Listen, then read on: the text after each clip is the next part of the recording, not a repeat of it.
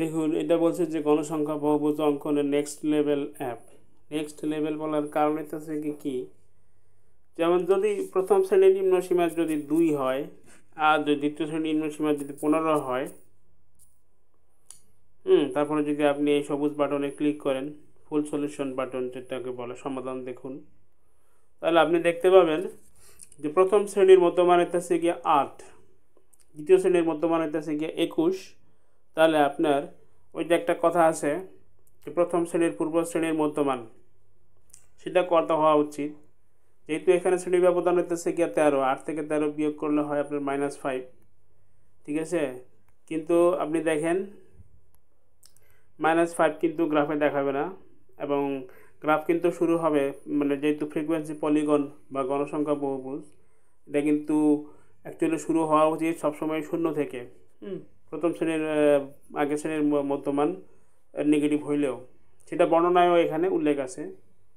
তো প্রথম শ্রেণীর পূর্বের শ্রেণীর মধ্যমান ঋণাত্মক হওয়ায় গণসংখ্যা বহুভুজটি মূলবন্ধী হতে শুরু হবে, এবং শেষ শ্রেণীর পরের শ্রেণীর মধ্যমান কি সেটা বলে দেওয়া আছে, ঠিক আছে।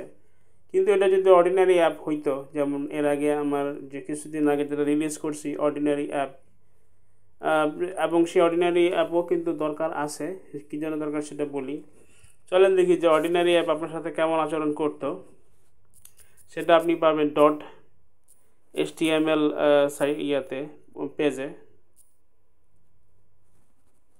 এখানে যদি 2 দেন আর এখানে যদি দেন 15, তারপর যদি সমাধান দেখুন বাটনে ক্লিক করেন, তাহলে দেখতে পাবেন এই যে এখানে মধ্যমান নাকি প্রথম শ্রেণীর পূর্ব শ্রেণীর মধ্যমান নাকি -5, এবং সেই -5 আবার এখানেও দেখাইতেছে।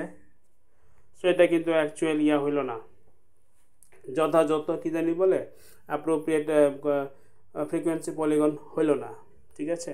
কিন্তু এই জিনিসটা কিন্তু একটু আগে দেখতে পেলেন নেক্সট লেভেল অ্যাপে কিন্তু ঠিকই 0 থেকে দেখাইছে। এছাড়া আবার এমনও হইতে পারে যে প্রথম শ্রেণীর আগের শ্রেণীর মধ্যমান নেগেটিভ না, কিন্তু 0 হইতে পারে। যেমন আপনাকে একটা ছবি দেখাই। ছবি দেখানোর আগে আপনি দেখেন মধ্যমানটা কীভাবে হিসাব করে। এই 2 হইতেছে গিয়া প্রথম শ্রেণীর নিম্নসীমা, আর 15 হইতেছে গিয়া দ্বিতীয় শ্রেণীর নিম্নসীমা। ধরেন 2কে আপনি এ ধরলেন আর 15কে বি ধরলেন, তাহলে 14 হইতেছে আপনার B-1। এই যে এখানে যে 8 পাইছে, কীভাবে পাইছে, এ এবং B-1 এই দুইটাকে যোগ করে 2 দিয়ে ভাগ করে এখানে 8 পাইছে, তাই না। তো এটা আমি কেন বললাম, যে দেখেন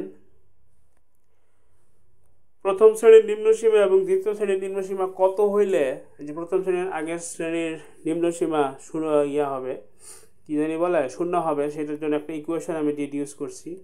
এটা হইতেছে যে a + B-1/2, এটা হইতেছে প্রথম শ্রেণীর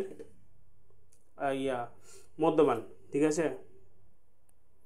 এই প্রথম শ্রেণীর মধ্যমান এটা যদি আপনার এই যে শ্রেণী ব্যবধানের সমান হয়, তাহলে সেখান থেকে আমরা এর ডিডিউস করে এরকম একটা জিনিস পাই, b = 3a-1। যদি যেই ভ্যালুগুলা মানে প্রথম শ্রেণীর নিম্নসীমা এবং দ্বিতীয় শ্রেণীর নিম্নসীমা যে ভ্যালুগুলা এই সমীকরণকে ফলো করবে বা মেনে চলবে, সেগুলোর ক্ষেত্রে আপনার হবে কি প্রথম শ্রেণীর আগের শ্রেণীর নিম্নসীমাটা 0 হবে। চলেন a = আমরা 10 বসাই, মানে প্রথম শ্রেণীর নিম্নসীমা হইতেছে গিয়ে 10, তাহলে বি হইতেছে 29। চলেন দেখি এই ক্ষেত্রে কি হয়।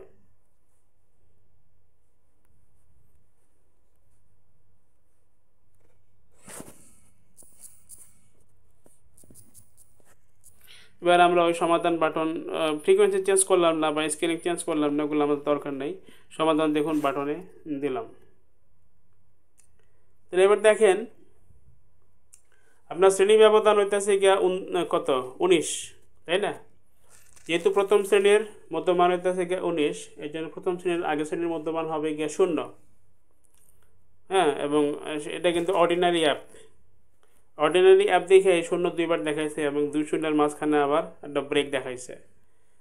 আবার এখানে এই আচ্ছা, কিন্তু ওই নেক্সট লেভেল অ্যাপ কি করবে, আপনাকে এক্সাক্ট মানে গ্রাফ এবং বর্ণনা বলে দেবে। NEXT, এই যে এটাই হবে সেটা। এখানে আমরা ওই দুইটা মান বসাই, 10 বসাই এবং 29 বসাই। তারপরে আমরা এই সমাধান দেখুন বাটনে চাপি। এবার দেখতে পাবেন এটা কিন্তু এক্স্যাক্টলি যেরকম হওয়া উচিত সেরকমই হয়েছে। হ্যাঁ, এই 0 এবং 19। এখানে কিন্তু আবার বলে না যে প্রথম শ্রেণীর পূর্ব শ্রেণীর মধ্যমান ঋণাত্মক এই টাইপের কিছু বলে নাই, কারণ এটা তো ঋণাত্মক পাইনি আমরা, কারণ 0 হইতেই পারে আর কি, এটা কোনো ম্যাটার না, এই পার্টিকুলার শ্রেণীর জন্য হইতে পারে। এখন আপনি হয়তো বলবেন যে এই নেক্সট লেভেল অ্যাপটা সেপারেট রাখার কী দরকার। এটা আসলে কিছু ফ্ল আছে, লিমিটেশন আছে। এটা যখন শ্রেণী ব্যবধান যখন অনেক হয় তখন কিন্তু এই অ্যাপটা মালফাংশন করছে আমি দেখছি। যেমন ধরেন ওই যে সমীকরণ দেখালাম b = 3 - a, ওইটা দিয়ে যদি আপনি ধরেন এ যদি 15 ধরেন, তাহলে আপনার b কত আসে? 44 আসে। এবার আপনি সবুজ বাটনে ক্লিক করেন, দেখবেন একটু সমস্যা আছে আর কি। সমস্যাগুলো হইতেছে এই যে অ্যাকচুয়ালি বর্ণনার সাথে কিন্তু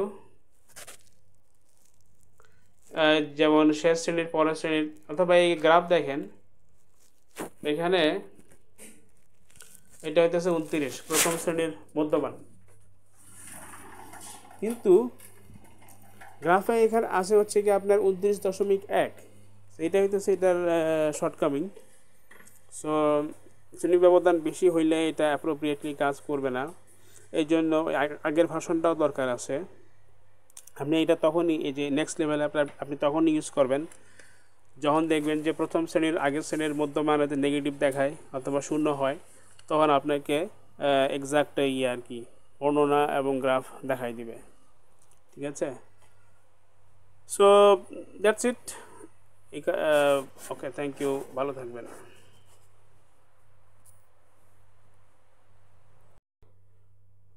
টু বি টোটালি অনেস্ট, এই দুইটাকে নেক্সট লেভেলের আগেরটাকে আমি কম্বাইন করছিলাম, কিন্তু আমার সেই অ্যাপটা হারায় গেছে। তো যার ফলে পরবর্তীতে আবার আমি সেই ফ্রম স্ক্র্যাচ শুরু থেকে এই নেক্সট লেভেল অ্যাপ ডেভেলপ করছি, কিন্তু করার পরে আমি দেখতে পাইছি যে ছোটোখাটো কিছু শর্টকামিং রয়ে গেছে। যে শ্রেণী ব্যবধান যদি অনেক হয়, ধরেন 15 এবং কত 44, শ্রেণী ব্যবধান হচ্ছে 29, সাধারণত এত বড় হয় না শ্রেণী ব্যবধান। তো এই বেশি হইলে এটা আপাতত মাল ফাংশন করতেছে। তবে আমি চেষ্টা করব সামনে যাতে এই শর্টকামিংটাকে ওভারকাম করা যায়। ওকে, থ্যাংক ইউ। এবং যাতে দুইটাকে একসাথে কনভার্ট বা কী যেন মার্চ করা যায়।